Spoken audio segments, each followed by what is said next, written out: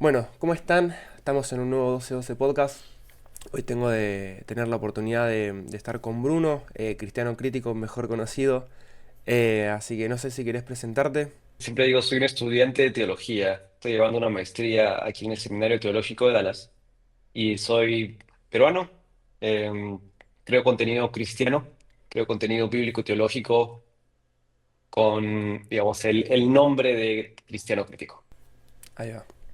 Así que, bueno, gracias realmente por estar y por haberte sumado. Bueno, vamos a estar hablando un poco sobre lo que es la historia del cristianismo. Yo lo quise dividir en cuatro partes, en cuatro puntos. em, Ujú, que yo sentí que eran como los puntos más importantes a la hora de hablar de la historia del cristianismo, ¿no? Que sería ujú. iglesia primitiva, concilios y doctrinas, edad media y reforma, y lo último, iglesia moderna. Pero antes de poder arrancar con todo esto, me gustaría que puedas dar así un pantallazo rápido de cómo fue la historia del cristianismo, cómo arrancó y cómo se vive hoy en día. Bueno, lo más rápido posible, porque no es tan simple. Diría que la, la iglesia cristiana obviamente comienza con la época de los apóstoles, ¿no? Posterior a Jesucristo, ¿no?, asciende a los cielos. Luego de eso tenemos la época donde la iglesia se comienza a identificar y comienza a hallar sus bases, digamos, de identidad, porque al comienzo la mayoría eran judíos. Entonces la iglesia comienza a decir, ok, ¿cómo nos desmarcamos de los judíos? Pero no totalmente porque usamos sus escrituras, usamos el Antiguo Testamento. Entonces hay un proceso de esto, un proceso de, bueno, formación de la iglesia, que es el que encontramos en el libro de los Hechos de los Apóstoles. Y posterior a eso ya encontramos o vemos una expansión bastante rápida del cristianismo.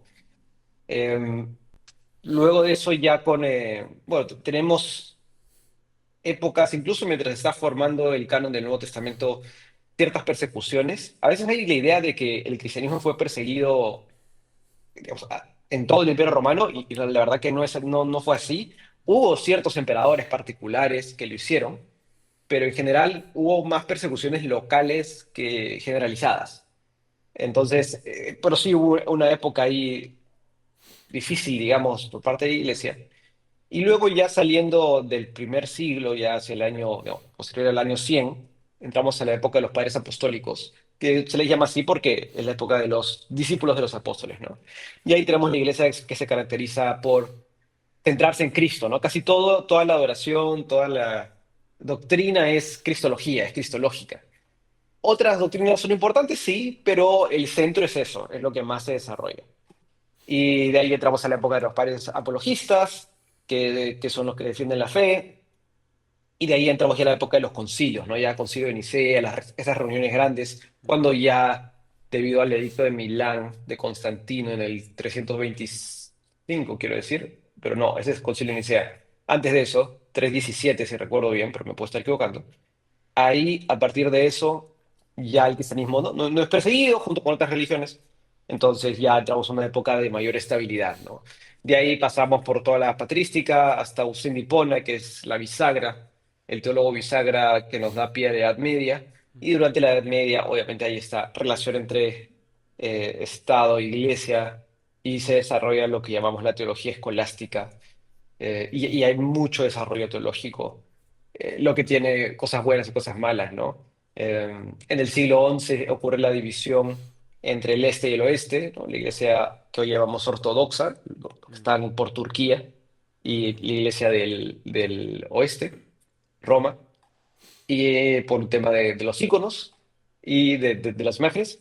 Y después de eso, bueno, avanzan por caminos paralelos, avanzamos con la Edad Media hasta que llegamos a la Reforma, y ahí obviamente ocurre el otro cisma del oeste, ¿no? Del occidente, que entre los protestantes y lo que hoy llamamos Iglesia Católica Romana.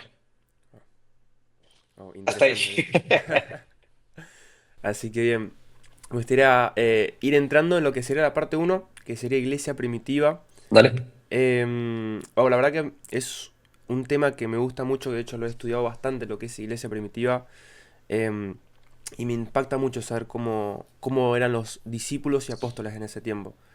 Em, Ujú. la primera pregunta es, ¿qué enseñanzas podemos rescatar de la iglesia del primer siglo en cuanto a su unidad, persecución y expansión del Evangelio?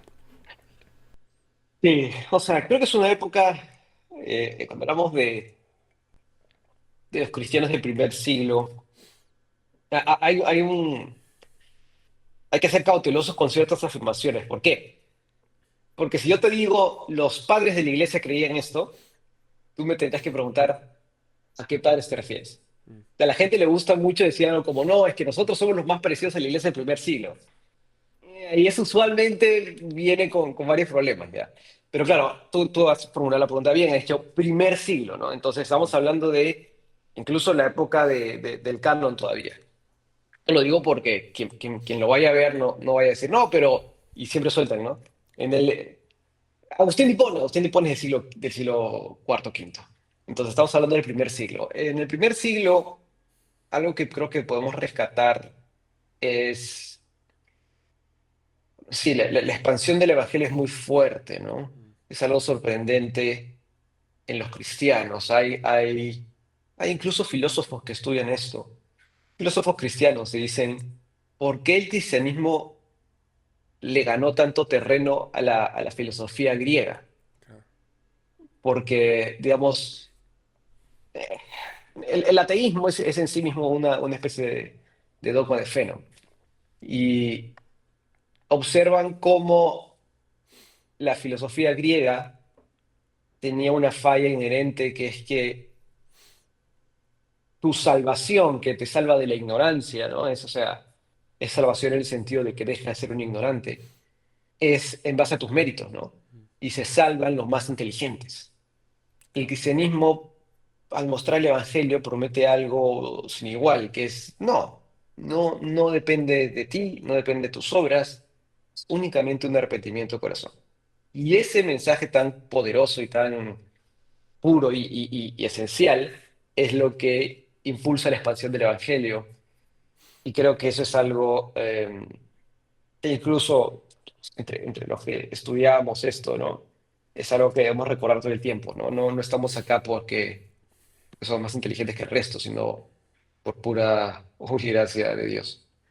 Y en base a esto, ¿qué importancia tuvieron los padres apostólicos y los padres de la iglesia, siempre hablando del siglo I, ¿no? En Ok. defensa de la fe frente a herejías tempranas?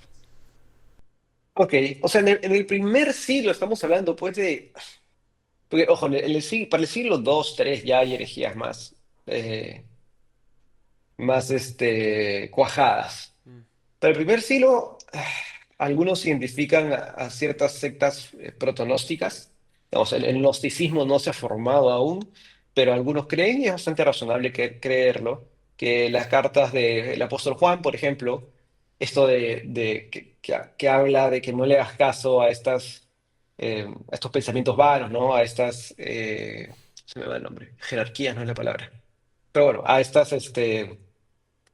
sistemas huecos. Muchos creen que esto va dirigido a ciertos pensamientos protonósticos. Si estamos hablando del primer siglo, claro, tenemos a la G, que probablemente se formó en esa época. Entonces, son documentos importantes que nos ayudan o sea, que ayudaron en su momento a enseñar a los cristianos, ¿no? Porque recordemos que no hay Biblia como tal, ¿no? Claro. Tampoco hay imprenta, ¿no? O sea, la gente no anda con la Biblia en su mano. Eh, Tampoco tienes a gente necesariamente letrada. Entonces, tener estos documentos que fueron de fácil acceso, como la Biblia G, por ejemplo, fueron sumamente importantes, ¿no? Y de ahí tienes algunos personajes como Ignacio de Antioquía, que también está ahí cercano está ahí en el primer siglo, Papías de Hierápolis, la Epístola de Barnabás. Estos documentos y estos personajes fueron claves porque nos ayudaron a desarrollar lo que tenemos en el texto bíblico de forma sumamente práctica y también teológica para la iglesia en ese momento. Entonces, sí, eso es clave, sobre todo para la enseñanza. Y sí, para ir en contra vemos en la iglesia, ¿no? En la Biblia, los judaizantes, ¿no? Que ya comienzan a salir ahí. vemos a como te digo, los pronósticos. Esas son las primeras, creo, las iniciales. Claro. Claro, porque en realidad, claro, en ese tiempo no había en sí una Biblia como tenemos hoy en día. Em, Mm. y por esto me llevaba cuando, bueno, cuando Pablo menciona en Gálatas o cuando Juan habla sobre esto, ¿no? De los falsos maestros o como lo conocemos hoy en día, herejías, ¿no?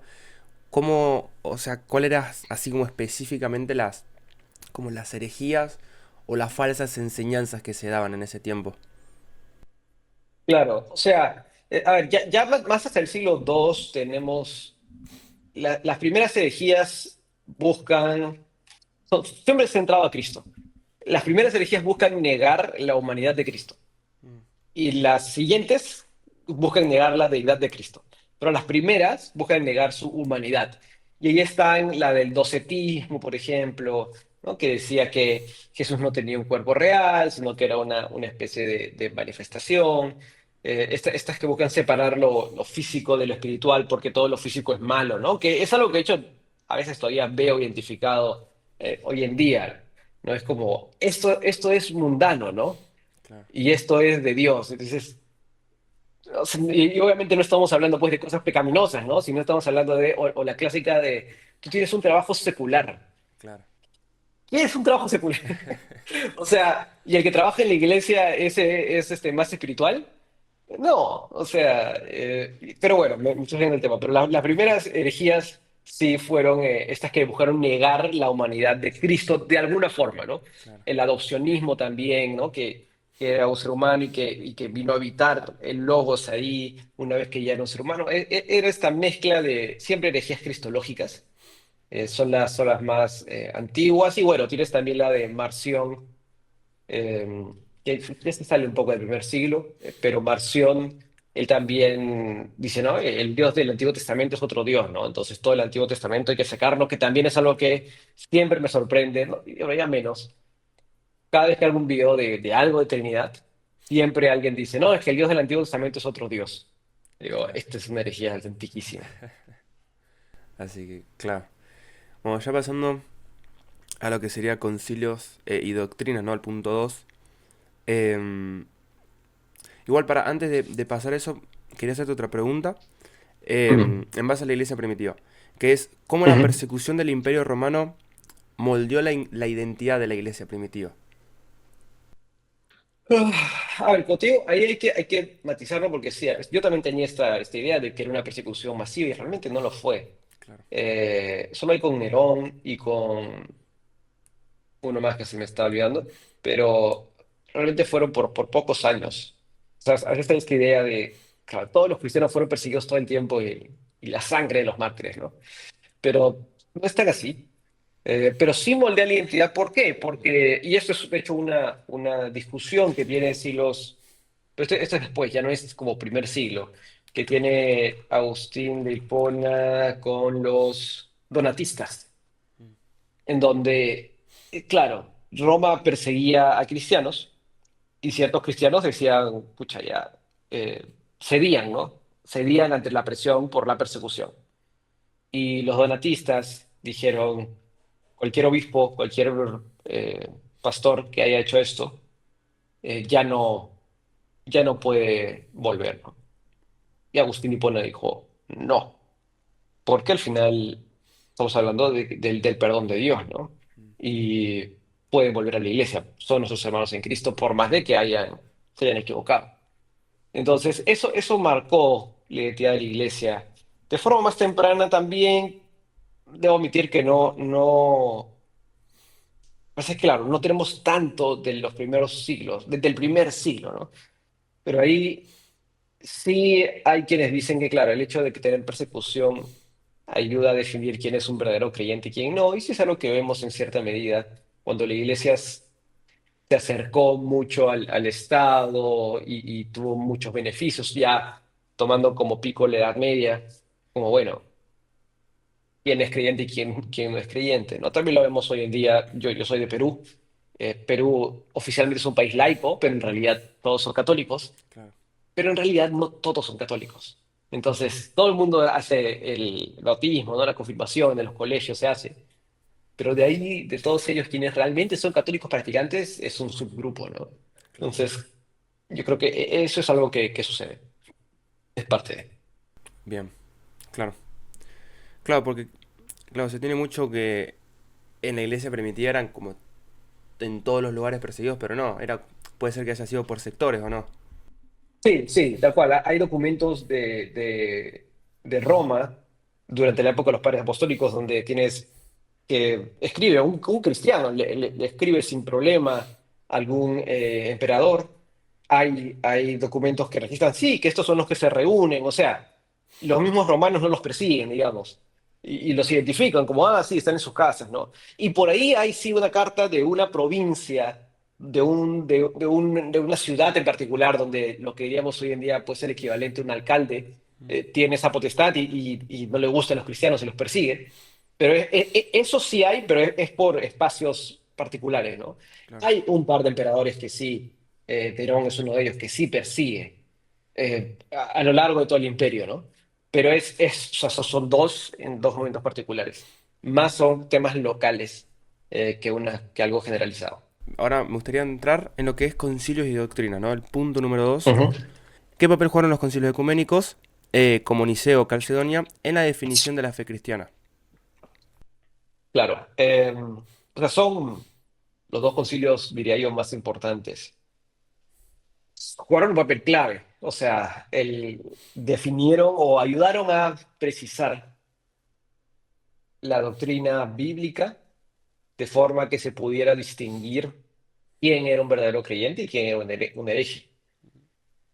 Los concilios fueron simples reuniones, bueno, simples de repente no, pero fueron reuniones de obispos representativos de toda la cristiandad, sobre todo Nicea, que fue el primer concilio en el 325, en donde todos los obispos se reunieron para discutir un problema, ¿no? Los concilios siempre nacen porque hay algo que está generando un problema y tenemos que sentarnos a definir qué vamos a hacer con esto. Y en este caso, ¿no? Con Nicea era el arrianismo, ¿no? Que son, ¿no? que afirmaban que Jesús era un ser semidivino, ¿no? Un ser creado, que son los testigos de Jehová de ahora. Claro. Y en Nicea se sienta y dice, no, esto es una herejía. Jesús es de la misma esencia, de la misma sustancia que el Padre, ¿no? Es cosustancial. Y es tan Dios como el Padre. Entonces, Nicea, cuando uno lee el credo niceno, no es más que un resumen de doctrinas bíblicas. O sea, cada oración es como, esto sale de este pasaje, esto acá, todo sale del texto bíblico. Pero es clave porque resume. Entonces, tú ya sabes quién realmente no es creyente y quién sí, porque hay que entender, y esto lo dice Ignacio de Antioquía, los herejes, y esto sucede hasta el día de hoy, los herejes también dicen ser cristianos, ¿no? Claro. O sea, tú le preguntas a un testigo de Jehová, oye, ¿tú eres cristiano? Y dice, sí, claro. Un mormón, ¿tú eres cristiano? Sí, claro. Pero realmente no lo son. Entonces, ¿cómo Claro. distingues? Oh, tienes que tener ciertos elementos que te ayuden, ¿no? Ignacio de Antioquía diseña la famosa sucesión apostólica, ¿no? Y dice, oye, los herejes usan las mismas escrituras que nosotros. ¿Cómo lo distinguimos? Ah, bueno, porque este le enseñó a este. ¿No? Este aprendió de tal y este aprendió de Juan. Ah, perfecto. Este, no sé quién enseñó. Pero los concilios son claves para eso, ¿no? Igual el Calcedonia. A esto lleva a por qué es importante que hoy recordemos y estudiemos los concilios de Nicea y de Calcedonia en vez de verlos solo como debates antiguos. Porque hoy en día como que, por lo menos acá de donde soy yo, de acá de Argentina, como que se lo deja muy de lado estos Mm. concilios. Sí, creo que en general los evangélicos no denominacionales tendemos a abandonar la historia y la tradición, ¿no? A veces en una sobrecorrección al catolicismo romano, ¿no? En una sobrereacción. Si tú le dices a un cristiano cualquiera, oye, voy a poner un cuadro de la muerte y resurrección de Jesucristo, te va a decir, no, ¿por qué tienes imágenes, no? Cuando simplemente es un cuadro, o sea, Claro. el problema no va por ahí, ¿no? O si dices, oye, este credo me gusta, te va a mirar con cara rara, ¿no? Te va a decir, oye, ¿cómo que credos? Entonces, yo creo que esa es una sola reacción, pero ¿por qué es importante? Eh, las herejías modernas son las mismas que las de antes. Son las mismas. Eh, Como dice la Biblia, no hay nada nuevo bajo el sol, ¿no? Los testigos de Jehová simplemente reviven de forma más sofisticada el argumento de los arrianos. Es lo mismo. Eh, los mormones son triteístas, es claro. Cuando ellos dicen creen en la Trinidad, sí, y luego lees su definición y dices, aquí está hablando de tres seres diferentes que están unidos en un solo propósito. Pero cuando vamos al credo niceno, vemos que no, que es una sola esencia, es un solo ser divino. Ellos creen en tres seres. Y así con cada herejía, o sea, el credo es un resumen simplemente, es una herramienta. ¿Es infalible? Yo diré que no. ¿Es una buena herramienta? Es una muy buena herramienta.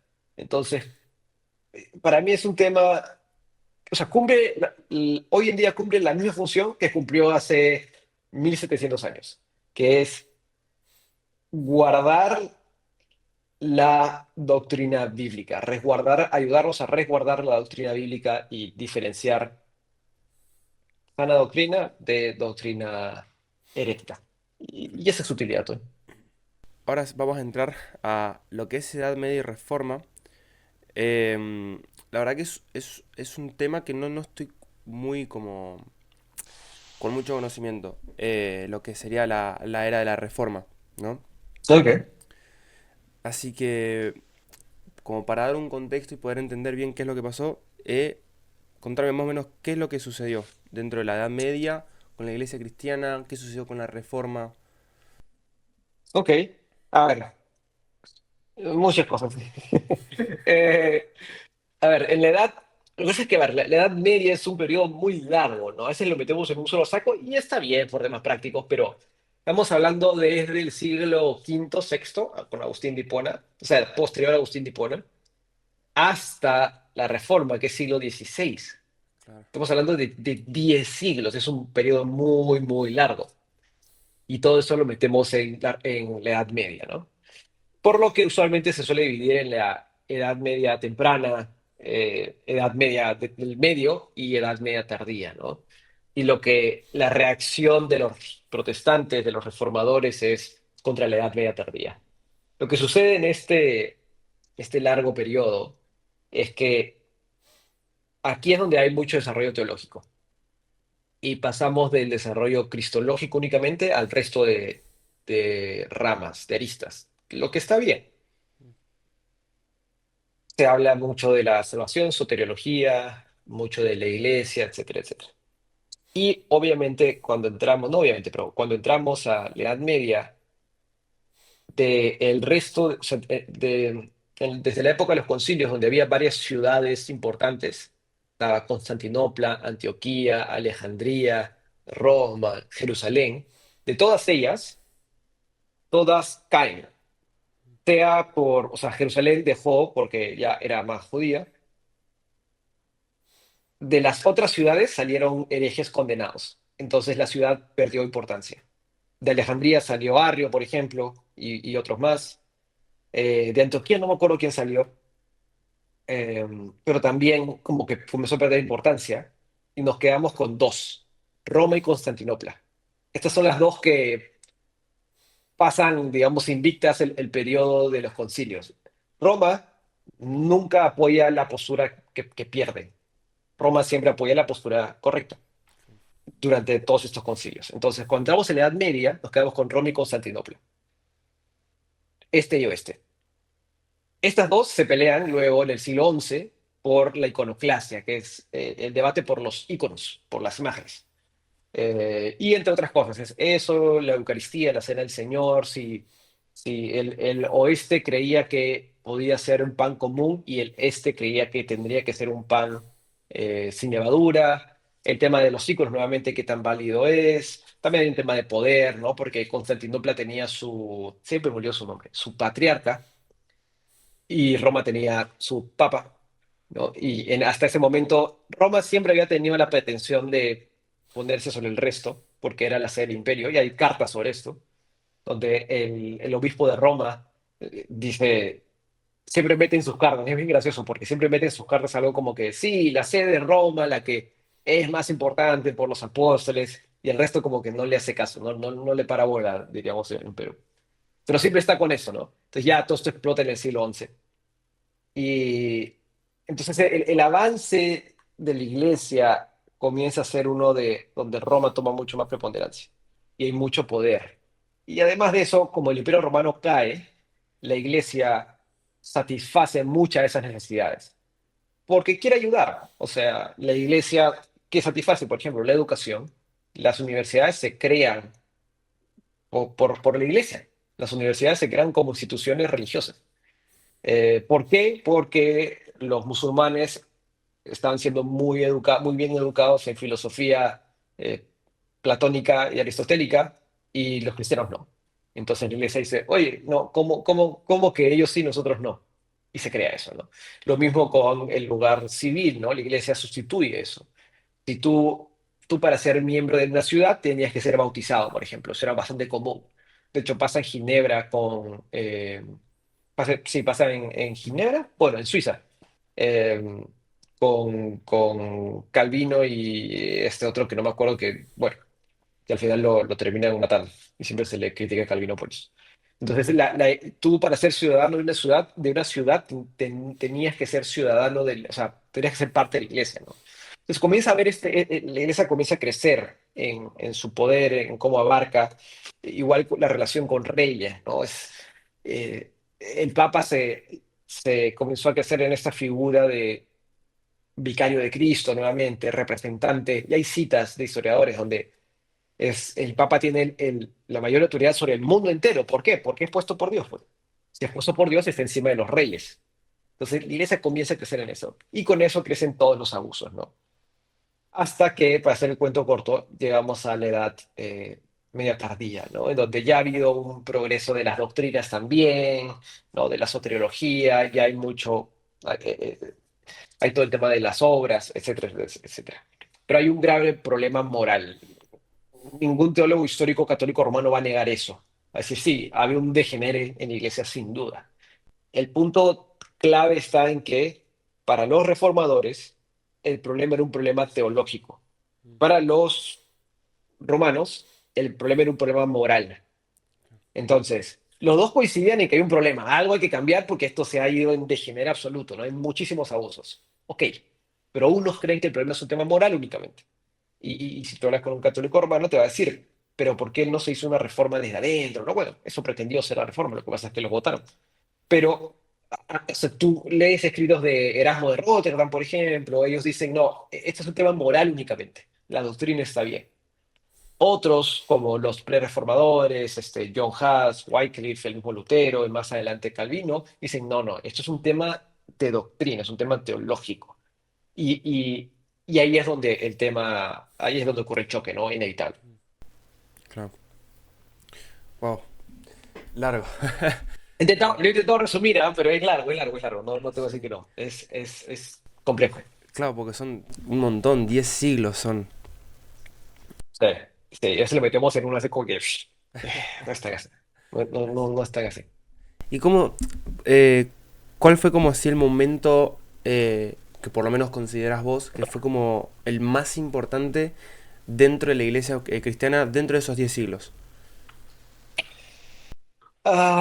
A ver, hay un, hay un, hay un concilio que creo que podríamos considerar aquí la cosa se fue para mal. El cuarto concilio laterano o de Letrán del 1215. En este concilio, que ojo, es antes la Reforma, aquí es donde se afirma dogmáticamente las doctrinas de la transubstanciación, los siete sacramentos.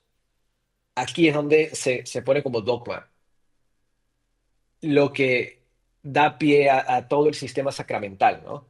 Hasta antes de este concilio, todavía encontramos escritos dentro de un mismo, ¿cómo se dice? Dentro de una misma comunidad, dentro de una misma parroquia, dentro de un mismo, ¿cómo se llama cuando se quedan a vivir en un solo esto?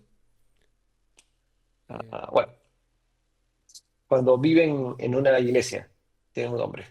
Los eh, francis... Orden religiosa, bueno, no era eso, pero ya. Dentro de un monasterio, esa es la palabra. ahí está. Dentro de un mismo monasterio encontramos, hay escritos de dos obispos dentro del mismo monasterio, que entre ellos intercambian cartas, donde uno habla sobre la cena del Señor, que si sí está en el pan, otro cree que no, y son del mismo monasterio.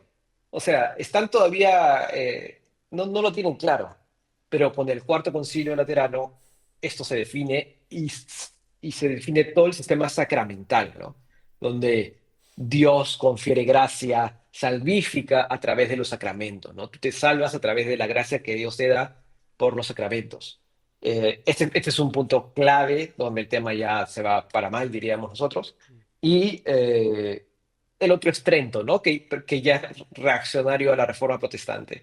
Con Concilio de Trento es cuando se les condena a todos los protestantes, a todos los reformadores como herejes y etcétera, etcétera, ¿no? Se pone a la traducción de la Vulgata Latina como esta es la traducción que tiene bastantes problemas esa traducción. Se pone la tradición al mismo nivel, ¿no? Se dice, y está hay una famosa imagen de el Concilio de Trento y está la Biblia a un lado y los libros de la Suma Teológica de Tomás de Aquino, que son la base para la teología católico-romana, ¿no? Ojo, no está mal leerlo, eh, está muy bien, hace bastantes cosas correctas. Agustín de Hipona es un buen teólogo, excelente, de los más importantes. No, Tomás de Aquino, siempre los confundo, Tomás de Aquino. Pero se pone la tradición y la escritura al mismo nivel. Esos dos hitos, el Cuarto Concilio Laterano y Trento, son claves. ¿Cuánta relevancia tuvo la reforma protestante para la iglesia de hoy? Bueno, es el gran cisma del oeste, ¿no? O sea, así seas católico romano y digas, no, yo nunca me separé, lo cual igual es en sí mismo una afirmación discutible. Eh, esta idea de que igual decir que sí, yo diré que no. Esta idea de que la doctrina de la Iglesia Católica Romana hoy es la misma desde el inicio, para mí es mentira. Y vemos que hay un desarrollo teológico sumamente fuerte durante la Edad Media. Entonces, y después del Concilio de Trento hay hitos claves, ¿no? Hay hitos claves. Nuevamente, la traición con la escritura al mismo nivel se declara como dogmático. Eh, la Vulgata Latina, etcétera. Los sacramentos se reafirman, etcétera. Todo esto cambia a la misma Iglesia Católica Romana a lo que es hoy en día. Entonces, eh, eh, la Reforma Protestante es relevante para la Iglesia el día de hoy, en el sentido de si hablamos de cristiandad, porque le da pie al entendimiento de hoy de la Iglesia Católica Romana, ¿no? No es el mismo que en los primeros siglos, sin duda. Eh, yo diría que ahí nace la Iglesia Católica Romana como hoy la conocemos, con el sistema sacramental que hoy entendemos. Y para nosotros los evangélicos o protestantes eso da pie a lo que a las a varias doctrinas que hoy consideramos sumamente importantes, ¿no? Las cinco solas, etcétera, ¿no? Eso da pie a eso.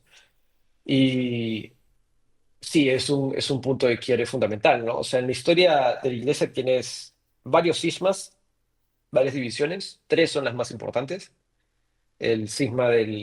Bueno, dos son las más importantes, el cisma del Oriente, el del siglo XI y el del Occidente, de la Reforma Protestante. Esas son las dos grandes, grandes, grandes divisiones que hasta hoy en día perduran, ¿no? Bueno, bien, ahora me gustaría pasar a lo que es la iglesia moderna. Em, Bien, ¿qué impacto tuvo la ilustración y la modernidad en la manera en que la iglesia entiende la verdad bíblica? A ver, la ilustración y la modernidad. Para la modernidad te refieres a la época moderna como siglo XX o como la modernidad como hoy en día la modernidad. Siglo XX. Ok. Eh, a ver, los, los reformadores eran humanistas, ¿no?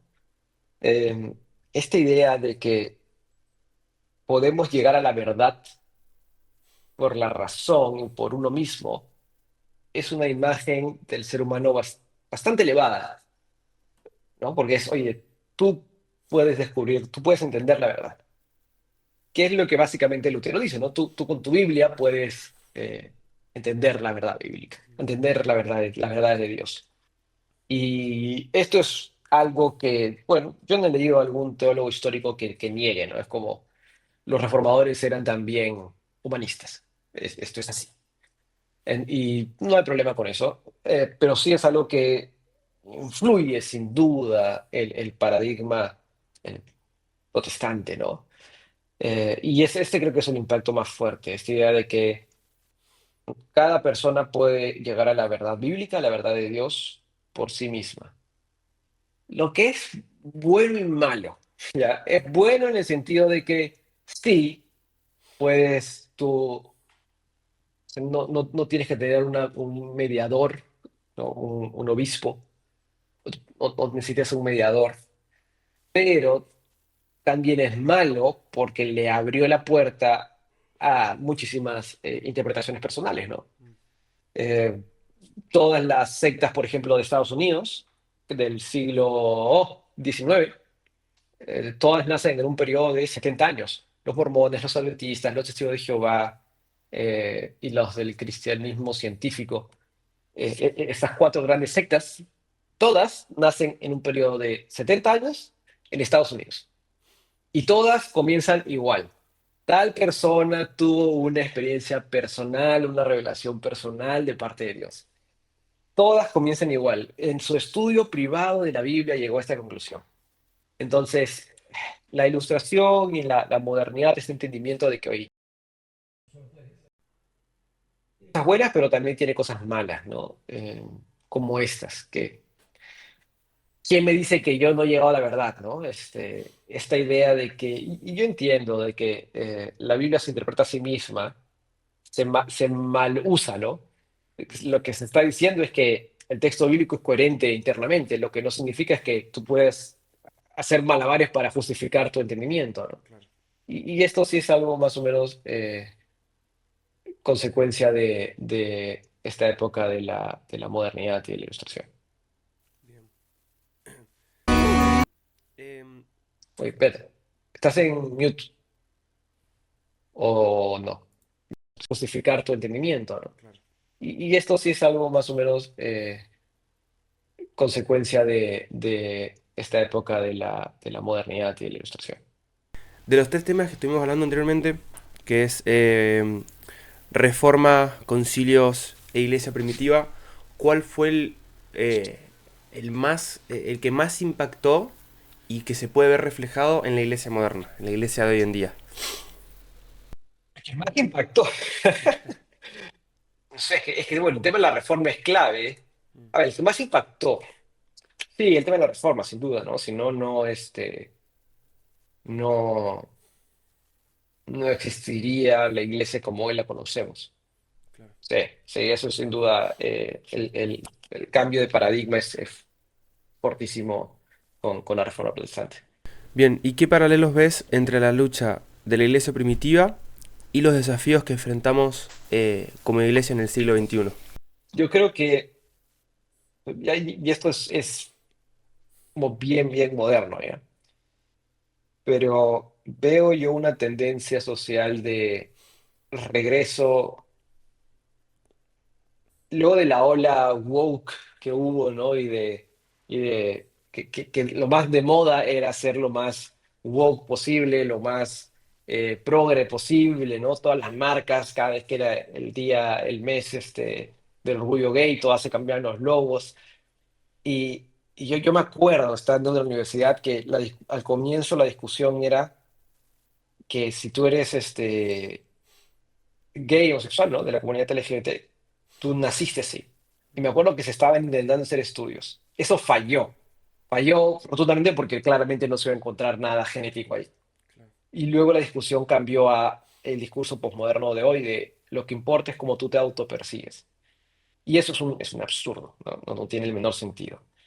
Es una ridiculez. Entonces, y ese discurso ha estado ahí por años ya. Y yo sí veo que la gente, o sea, sobre todo la generación más joven, está harta.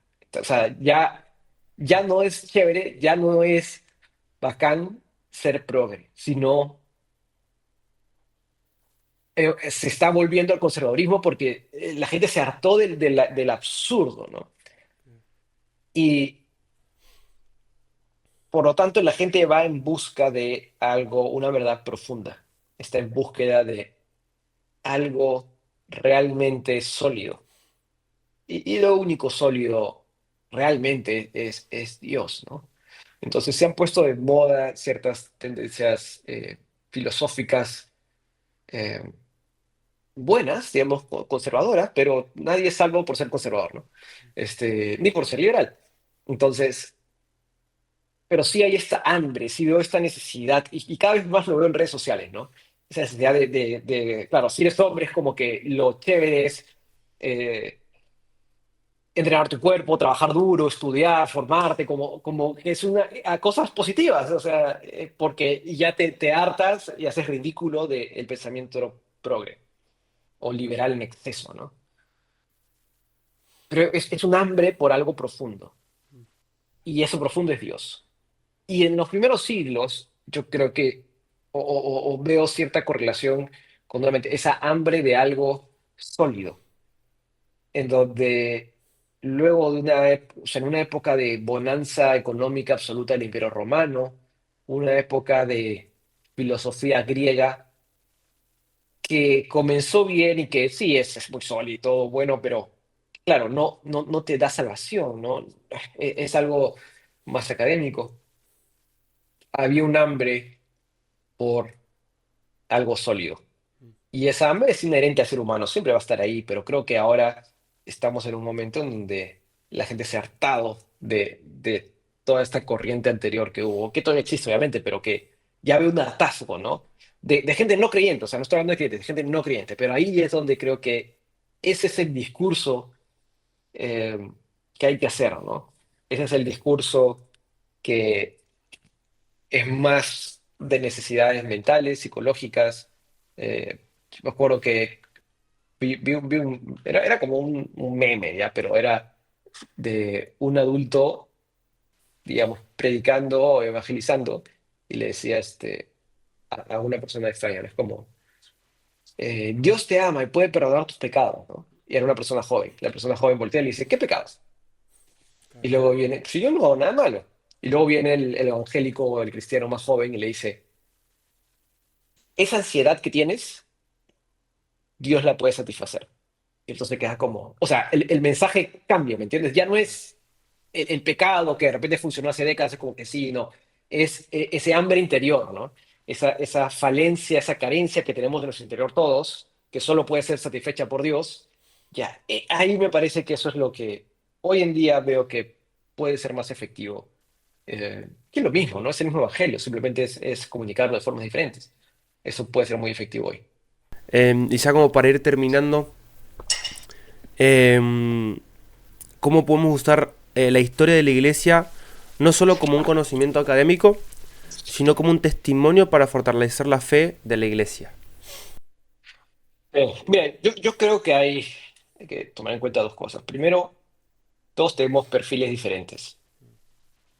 Yo no soy un tipo muy emotivo, ¿ya? Entonces, si, por ejemplo, hay gente que le encanta y que le ayuda mucho en su fe los testimonios, ¿ya? Yo lo escucho, es como, ah, qué bueno, pero es como, ok.